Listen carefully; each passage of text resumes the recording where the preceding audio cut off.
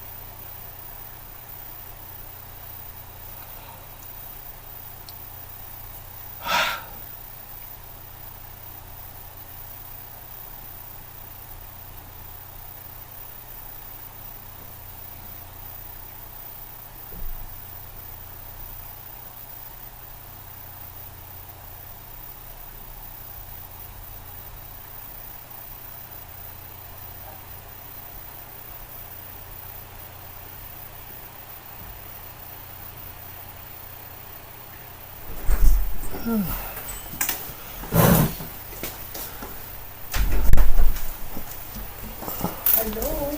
Hello. The Linda is here. Yes, how are you? I'm good. How are you? I'm good. Good. I'm glad to hear it. Yes, good to see you. What? So good to see Oh, you. it's so good to see Yes. you. Good to be seen. Yes, it is, isn't it, sometimes? Yeah. Yes, yes. So, Joanne must be having trouble settling Rick. Yeah. She's had some home health aid issues. Oh. So we'll wait a moment. One thing, I don't think we were in touch with you. I don't know. Did you know that Jane had had an auto accident? Yeah. Oh, yeah, okay. Yeah. She's yeah. fine. Yeah, that's what, but the car. Destroyed the car. Yeah. We have a new car. Okay. Not brand new, but newer actually than the old one, but the same Subaru Outback. Okay. So, Okay. because I think, I'll tell you, I saw the car. Mm-hmm. It was scary. What happened? she was just 2 miles away from here, approximately, and on Mill Road, Uh-huh. and a tree had come down overnight across the road, a big one, a big dead tree, Yeah. and she ran right into it. Oh. Oh, the poor thing. And she does not remember exactly why. She certainly was traumatized by it. Oh, I'm sure. I'm sure. But she's doing very well. She just had minor bruises, Okay. airbags.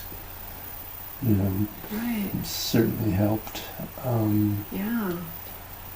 It's still a trauma. Oh yeah. Oh my goodness. Well, the next week we had Zach here, Mm-hmm. and that was last week, and he was great. He helped with the insurance company and the new car, and this week her sister has been here. She's actually taking her sister to the train station right now. Okay. So it's been great to have family come and visit, because I think that helped her. Oh, I'm sure. And so she's doing fine now. Good. She's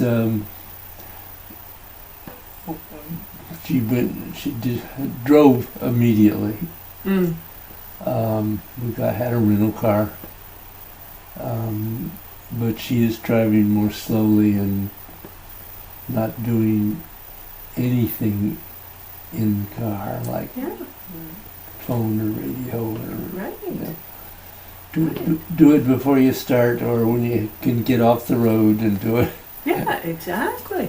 So she's being really careful, which is great. Makes me feel better. Yeah. And I wasn't in the car, fortunately, Yeah. because it was that side that was really badly damaged. Mm. I saw the car. We went and took all our stuff out of it, and Right. license plates, and Right. so I got to see the car. I'm not sure I wanted to see it. Yeah. So, Exactly. but that's behind us now, and things are going reasonably well. Good. After class, I have something else I want to talk to you about. Okay. Turn around, David, so you can see what you're doing.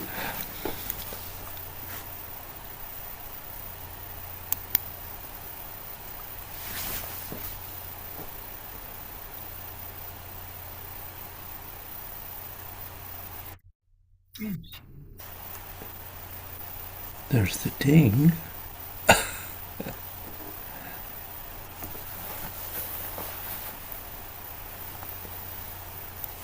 There she is. Hello. Sorry I'm a few minutes late here. That's okay. You're here. You're here. That's a good thing. That's a very good thing. Miracle in and of itself. How are you this morning? Anyway, not too bad, thank you. Yeah, no, it's just at the last minute, Rick's got appointments tomorrow, and of course they all call right before 10, so double check. Yeah, that's fine. It's okay. Gave me time to talk to Linda a little. Oh, good. Okay. So,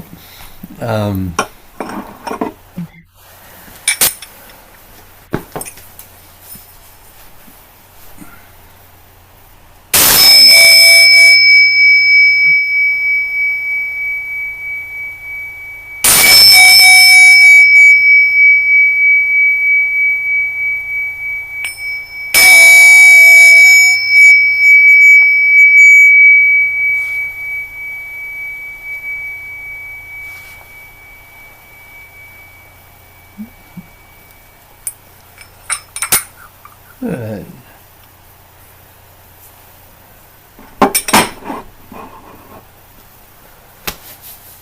Questions, issues, anything you want to throw into the mix today?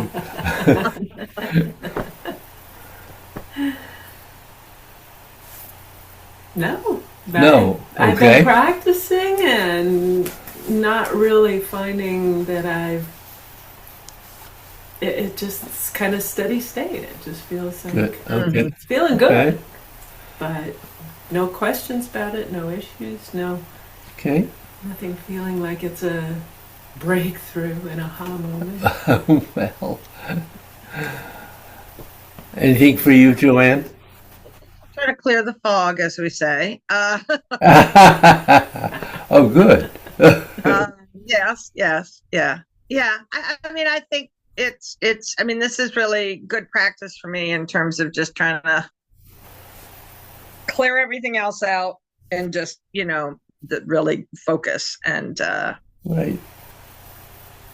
Yeah, I mean, I still find, I still find that ice to water difficult at times, but sometimes it's just even identifying what I'm trying to identify. Oh, yeah. No, that's part of it. That's part of it. So I have no questions. It's just kind of like, as I had said yesterday, just kind of life is busy, but it's kind of clearing up a little bit more. So just finding more time for this. But I do find the interesting thing about this practice is how much you just think about the lessons throughout the day. Oh, good. Yeah, absolutely. Yeah. So, I watched last week's video, which was just Joanne, and I noticed one thing that I haven't really talked about very much that I in Heaven and Earth that I wanted to mention. Okay. And that is that as you're sinking and going into the C curve, the sacrum needs to tuck under. And one of the ways, and I don't think I have suggested this to you yet, but one of the ways to practice that is to find a nice clear wall space and take your back up close to the wall. It should just barely be touching. The feet should be slightly forward because that's where they are in relation to the pelvis when you're standing. And just feel yourself being erect, and then go into your sink, going into your C curve. And the sacrum should move slightly away from the wall as you go down. And that's difficult because we're used to pushing the sacrum back when we sink, even though we may be doing the crane's neck really beautifully. So I noticed that Joanne was very slightly going back. So that's what led to my talking about this. So I suggest that you play with that a little bit and just double check yourself. You don't have to do a lot of work with it, but it's a very helpful reminder of how your structure needs to work at that point. Joanne's probably done it before at some point in the past. Any questions about that?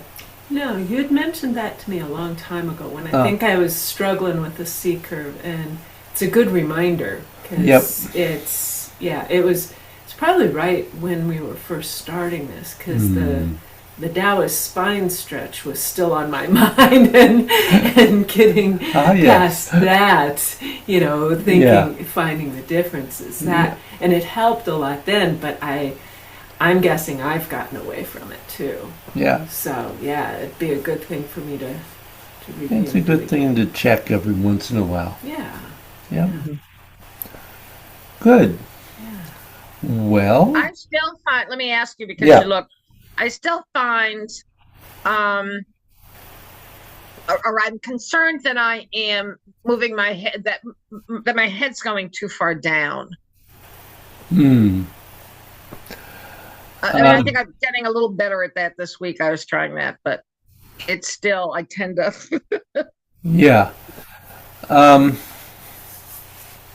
So it's not a C curve anymore. It's like a staff. and that's not good. No, it's not good. I know it's not good. That's why I'm asking. Sure. Um, and um, I think the thing is to really recognize what the difference is between doing the crane's neck and bending the neck. Mm-hmm. Two totally different movements. Mm-hmm. Mm-hmm. And if you do the crane's neck, just sitting here, the head goes up slightly and curves forward, but it doesn't go very far. And it can go, but it doesn't need to go very far because you're balancing whatever movement you have in the pelvic area in tucking the sacrum. And most of us don't have a whole heck of a lot there. Linda probably has more than I do, certainly, because I don't have quite as much flexibility in my back as I used to. And one of the ways to test yourself, you may remember that when you do the crane's neck, you could put your fist in your throat. And when you do the crane's neck, you can go forward with the crane's neck and it doesn't affect your voice much at all. But if you have your hand there and you bend your head forward, it begins to cause a change in your voice. So it's one way to test yourself about what you're doing. Right. And I don't feel like I'm dropping my head as much as really curving my back. Does that make sense? You mean pushing your sacrum back? No, my upper back. Oh. I feel like the extra curve doesn't come from my head flopping down. It comes from really feeling like I should still be moving down. And so I continue to move the top of the C curve, so it's like, Aha. maybe it's just my perception because I can't really be doing it and looking at myself at the same time. So No, that's why it might be good to go back and look at the videos. Look at myself in the video. Because you've been doing it sideways the last couple of times, which is really great for seeing that. For you being able to see it, yeah. Yeah. Okay. And I, one of the things is to keep in mind, of course, the 70% rule. Yeah. Yeah. Because you particularly don't want to push that neck forward beyond probably not even 70%. It may only be 50 or 60. It doesn't have to be a lot.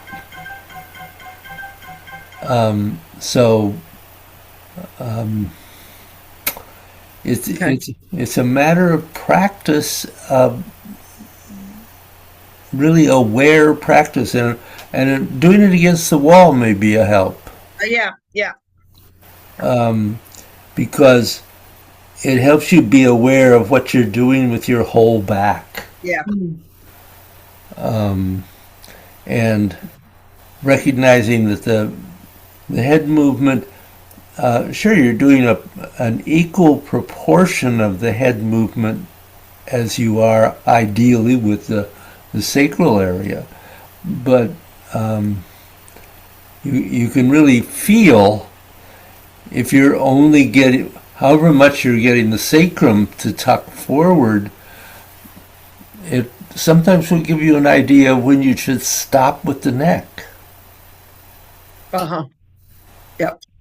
So, I don't know. Yeah, that's one of the difficulties of not working on that in person. So I should sometime when you're here on Wednesday, Yeah. We'll work do a with, little of that. Yeah. yeah, do a little of that. Just as being in person is helpful. It is. Yeah. Yeah. Anything for you? I'm just taking it in because a lot of this that definitely applies to me too. Yeah. You know, Applies to all of us. Yeah, yeah. Yeah. It's I know that it, if I'm focusing on extending my neck a little bit more, I think I can feel the energy a little bit better, but Mhm. I don't know if I'm doing that in proportion with the lower part either. That's where, yeah, watching the video of me or having your feedback is huge on that. Yeah. It's interesting because remember that time I told you about just having that major wash of energy. There's times where I get little bits of that now. Mm-hmm. And I'm trying not to go, wow, this is awesome, this is really cool. Yeah. Because then of course it's gone. But I feel like those times are little bits of feedback that things are going better. Yeah. One of the things that I still struggle with is feeling the energy going down my legs. And I know that's probably it's definitely a symptom of other things that are going on that I'm not aware of, but it's, you know, with your eyes helping me to see what else I might be doing, you know, I can. The legs are generally speaking, the most difficult part of the body for us to clearly feel the energy movement in. Principally because we stand on them. Right. We don't stand on our arms most of the time. Yeah. And so it's learning how to release down through the legs is a major piece sometimes at some point in our training, because we learn pretty easily how to release our arms. I probably shouldn't say easy, but we learn how to release our arms, and eventually the torso and the spine. It starts getting more difficult in the quad, and then getting to release down through the thighs and knees and ankles and feet often that takes a while. Okay. And one of the things, did you do Dragon and Tiger? That's of course one of the things you're really working on in Dragon and Tiger. It's a great place to begin to open to the flow of the energy. But Dragon and Tiger, it's interesting because feeling the way we do that practice, you can really feel the energy going down the outside of the leg. And then if you're really doing it correctly, bring it up the inside of the leg. And that's a practice where we can begin to open that up. And you reach a point where you can do that just breathing and lying in bed. Mhm. One part of what I do at night, if I Yeah. am having trouble sleeping, I have a particular pattern of breathing I do into different parts of my body and feeling the flows of the energy. Mm. And I can focus on my legs and move the energy down and up clearly. Mm. Mm.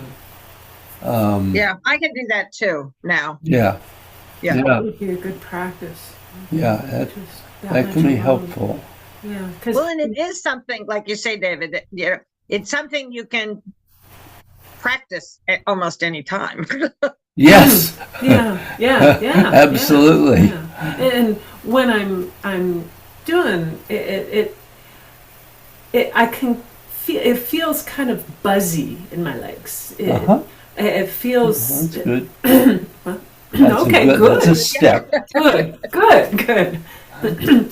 Because I think that's where I get hung up is that it just feels yeah, it just feels kind of congested and buzzy that way. I Yeah. don't know how to describe it well, No, but I can identify with that. Um, really being aware of the sides of your leg. Obviously, I'll say two things. The energy, the sinking energy is principally going down through the outside and the back of the leg. And the rising energy is principally coming up the front and the inside. okay. That's wrong. I always do that with front and back. So the sinking energy is side, outside, and front. Outside. The rising energy is back Okay. and inside. Okay. But it's like feeling that happening in the arm, which most of us get to a point where feeling at least the beginning levels of that flow of the energy are fairly clear. And that's the same thing that's happening in the legs.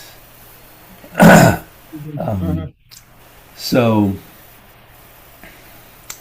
indeed, I think one way to work on it is at times when you don't have weight on your legs, because if you can begin to feel when you don't have weight on your legs, you then can begin to feel what it is when you're standing. Oh, okay. Good. So you can work on it in a number of ways.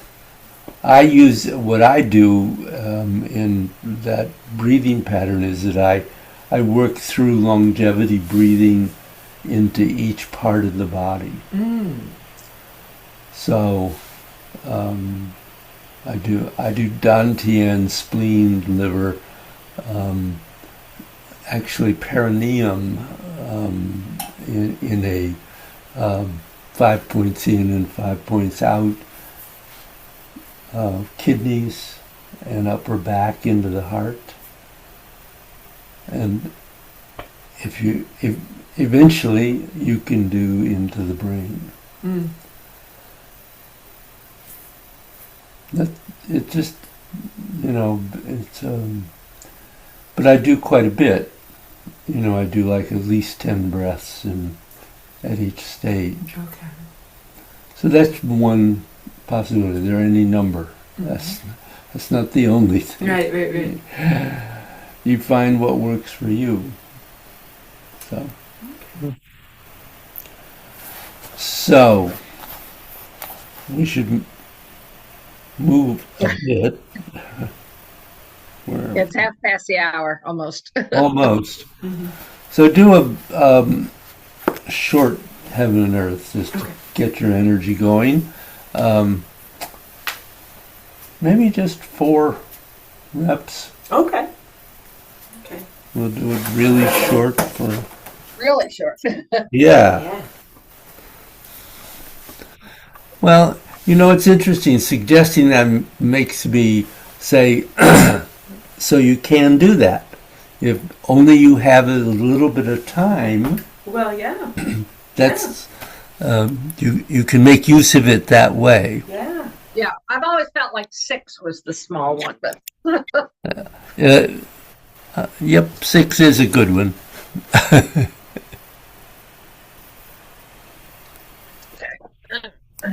that back so you can see me.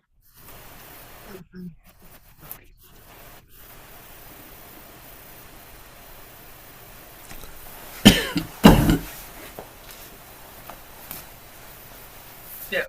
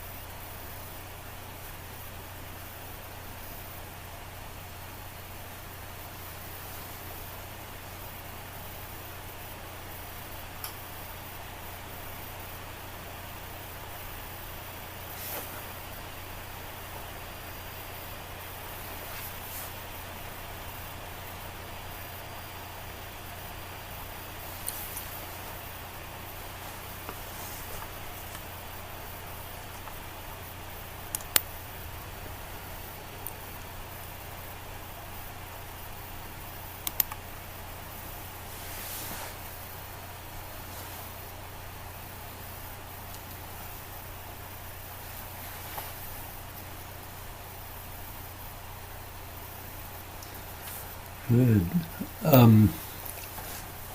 Joanne, I could see the sacrum beginning to tuck. That was good. Good. Yeah, I Um, felt it. Yeah. yeah.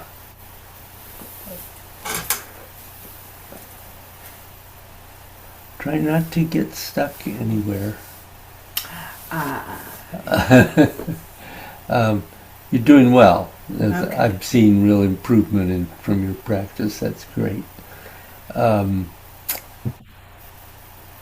Still stopping, though. Yeah, and the place where I really see it is between 3 and 4. Ah, okay, Um, okay. oth- Otherwise, I don't see a lot of that. The other thing I would say is when in the movement you have the opportunity to go down to the qua and around to the side and down. Okay. It helps to really bring the energy there. And that helps, of course, then to feel it moving down the leg. Okay. Your tendency kind of is to get down to the qua and sort of drop around the leg and down. Okay. So make more of a point of going. Yeah, and also one of the things that we, thanks to Master Joe, we constantly talk about is rounding your corners. Right. And so every change needs to not stop and not have a corner, but be rounded in some way. And that particular movement to the qua and around and down is one that's really good to work on, because it sort of has the tendency of qua, around, down. Yeah, and, and you have to find out, how do I not do that? Okay. Because I think that's why I'm kind of moseying down. Yeah. is I'm trying to keep things rounded. Yep. So yeah, maybe that's. But rounding may be very tiny. Okay. Okay. So I just need to practice that, play with that on. Yeah, play with that a bit. Okay. All right. Good. Thanks. So. I find in this practice, I feel the energy in my legs more than in any other practice. Yeah. So maybe that's something to look forward to, Linda. Yeah. Thanks for that. I really, really feel it in my legs. Yeah. That's great. Fabulous. Yeah. Fabulous. Yeah. That's something to look forward to. Well, and that is the primary focus. I mean, well, there's a lot of things we're trying to do with this practice, but from the title, we're trying to move the energy from the heaven to earth and back to heaven, back and forth. Yeah. So that's exactly what we're trying to encourage. So it is a really good place to work on that, because you have movement and energy flows that will encourage that. Yep.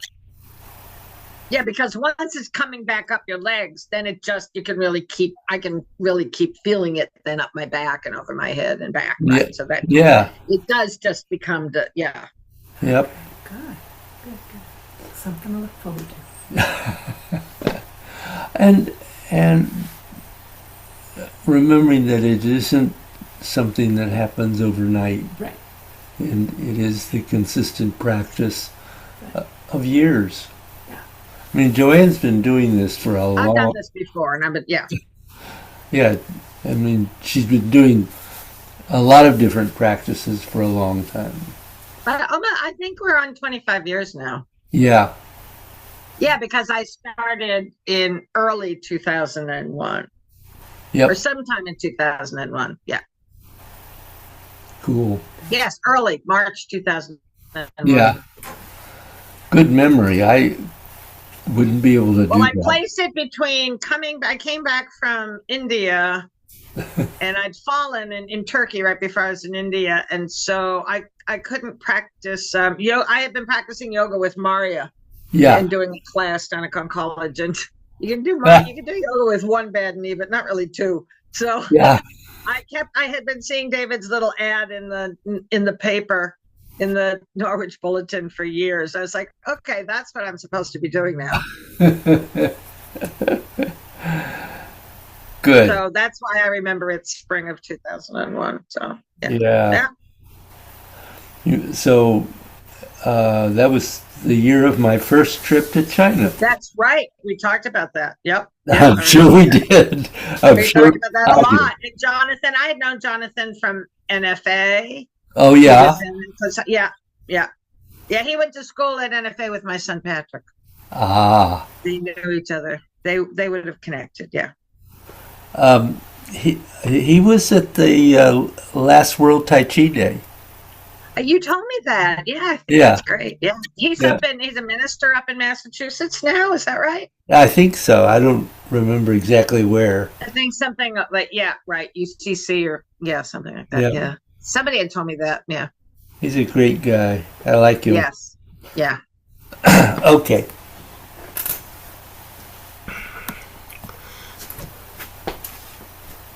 We could talk all day in this place. So let us sit. Find that comfortable, straight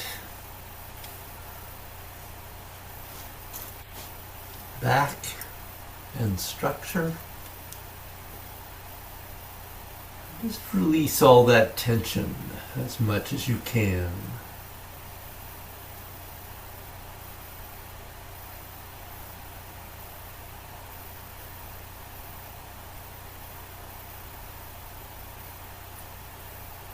And breathing.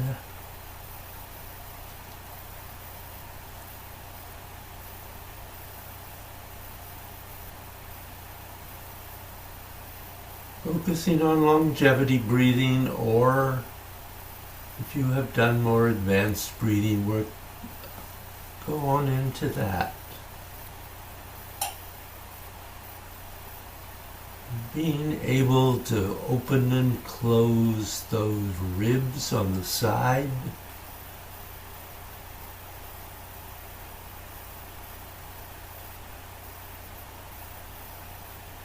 And be aware of breathing into your spleen and your liver.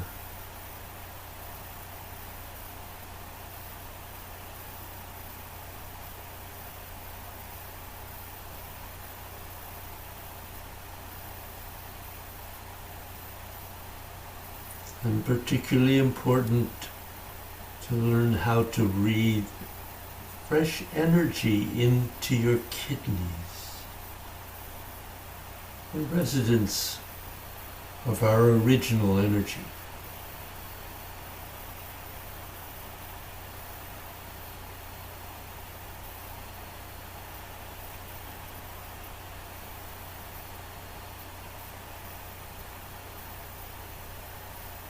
And if you can, on into upper back.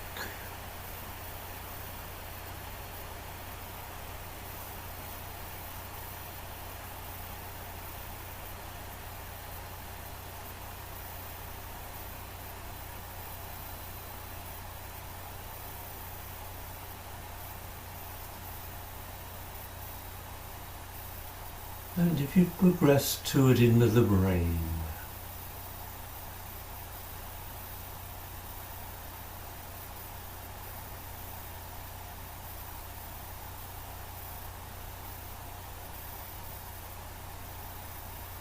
allowing the mind to sink through the body as you feel all of those organs.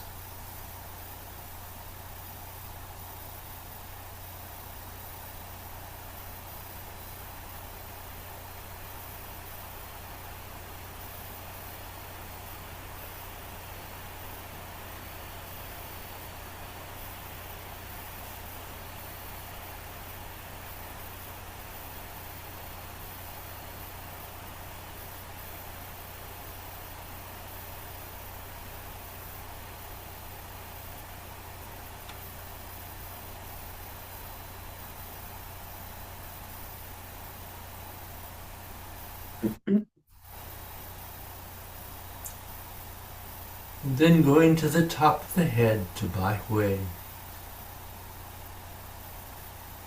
Scanning down through the body to the Dantian.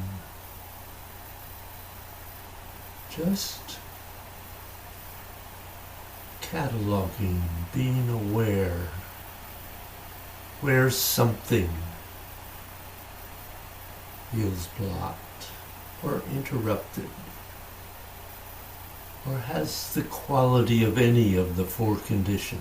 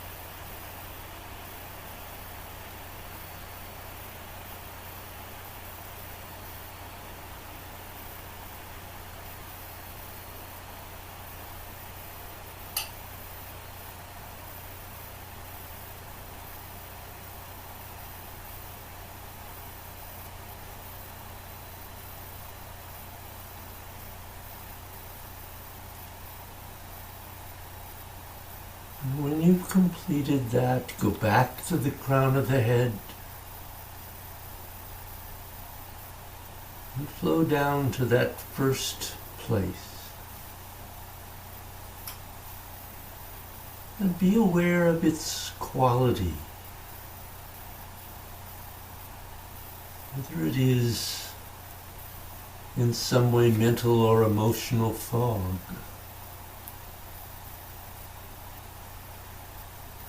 Or one of the other things that you may have become aware of.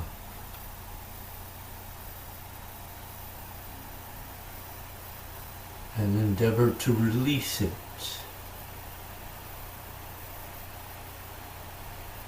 Ice to water.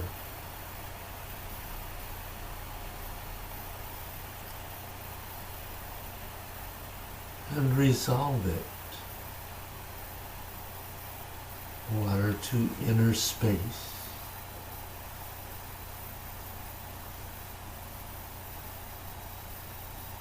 Into emptiness.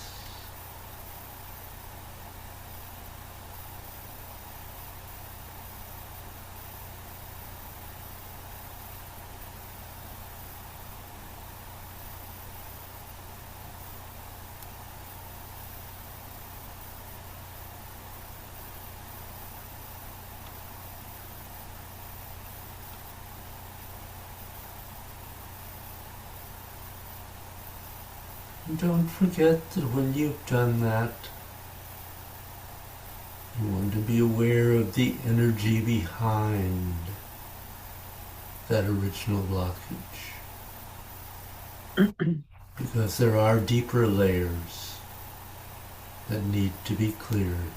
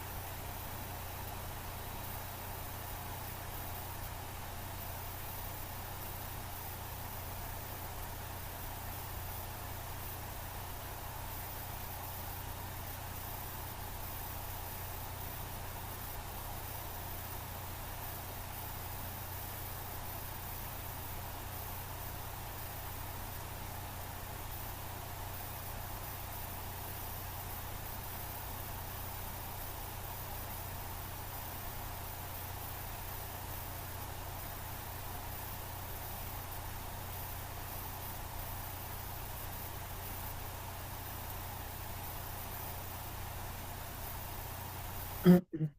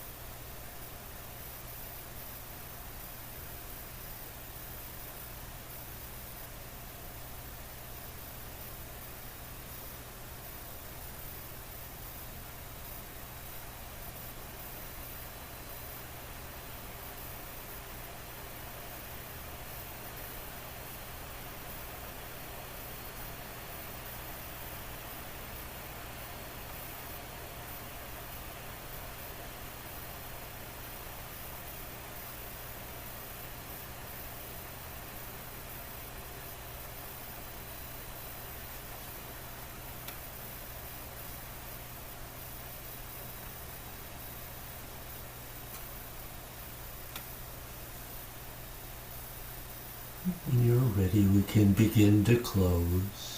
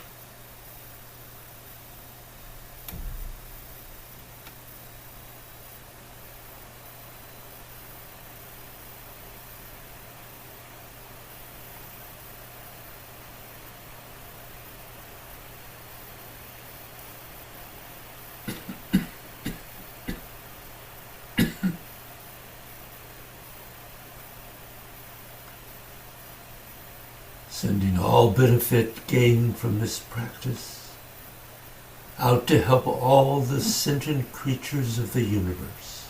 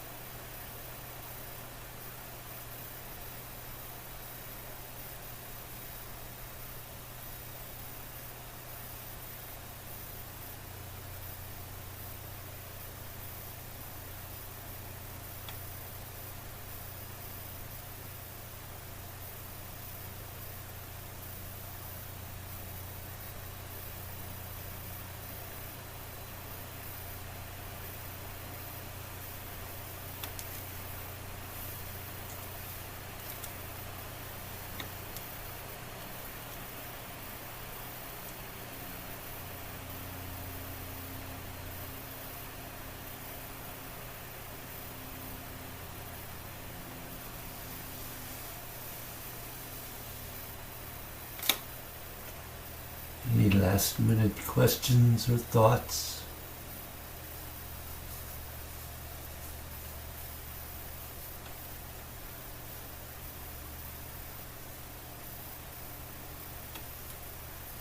No, good practice.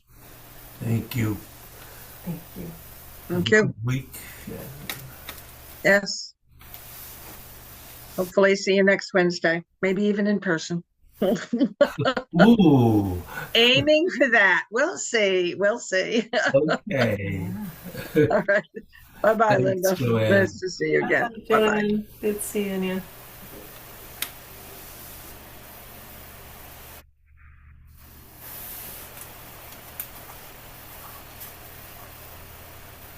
In a mad dash upstairs and use your restroom. 'Cause Go right when ahead. I've got time, you can sit and chat a little bit if you want to. For a moment. Yeah. Anyway. Yeah, a little time you've got. 'Cause I got a question for you too. Oh, okay.